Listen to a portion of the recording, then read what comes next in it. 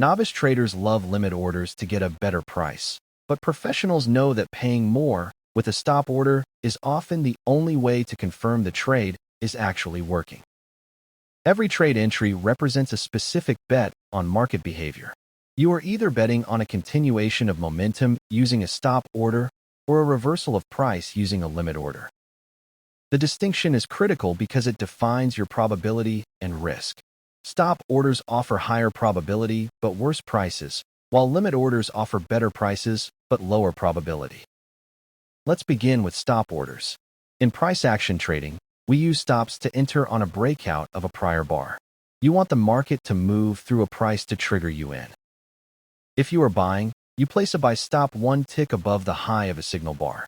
You only get filled if the market demonstrates enough strength to exceed that previous high. This confirms that the bulls have momentarily taken control. If the next bar forms and trades down, your order is never filled, saving you from entering a losing trade. Stop orders are the primary tool for trends. In a strong trend, you are buying high to sell higher. You need the market to prove that the momentum is continuing. Now, contrast this with limit orders. A limit order is placed at a specific price or better. In price action, this usually means placing an order below the current market price to buy. Limit orders are fading orders.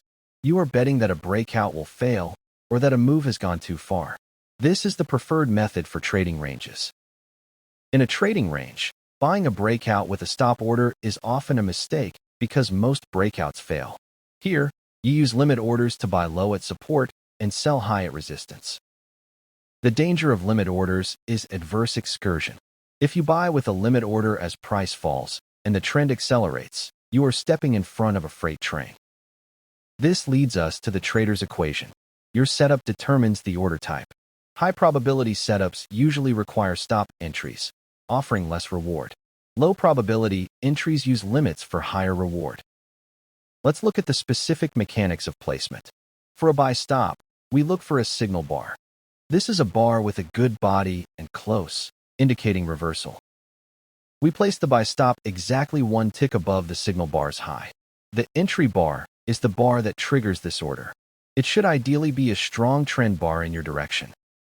If the entry bar has a weak close or a long tail against you, the setup is less reliable. A strong entry bar validates your stop order decision.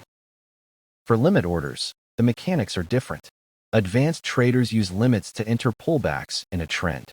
They place a buy limit at the moving average, betting the price will bounce. However, beginners should avoid this. If the pullback turns into a reversal, you lose. Beginners should wait for the market to bounce, then enter with a stop order above the bounce. Scaling in is another technique relying on limit orders. If you buy and the market goes lower, you buy more. This requires wide stops and small position sizing. This is mathematically dangerous for new traders. It turns a trade into a martingale strategy. Stick to stop entries where your risk is defined by the signal bar low. Now, let's analyze a complex chart to identify the zones. In the trend phase, observe how stop orders above prior bars yield profit. But look what happens when the market enters a trading range on the right. Those same stop entries above bars are now buying the highs, right before price collapses. This visualizes the golden rule. Context dictates the order type. You must identify if the market is trending or ranging before clicking the mouse. If you are unsure, default to stop orders. It is better to miss a trade because the market didn't trigger you than to be filled on a limit order in a crashing market. Another specific stop entry technique is the second entry or high 2/low 2. We don't just take the first break, we wait for a second attempt. The stop order goes above the high 2 signal bar. This implies the bears tried twice to reverse the trend and failed, increasing the probability of the bull trend resuming. When entering with a stop, slippage can occur. In fast markets, you might get filled a tick or two worse than your order. This is the cost of doing business for confirmation. Conversely, limit orders often get positive slippage or better fills, but they suffer from the risk of never being filled if the price turns exactly at your level. To summarize your strategy, use stop orders 90% of the time if you are learning.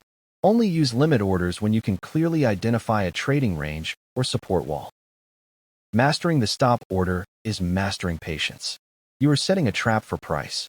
If price triggers it, the momentum is yours. If not, you stay safe and wait for the next setup.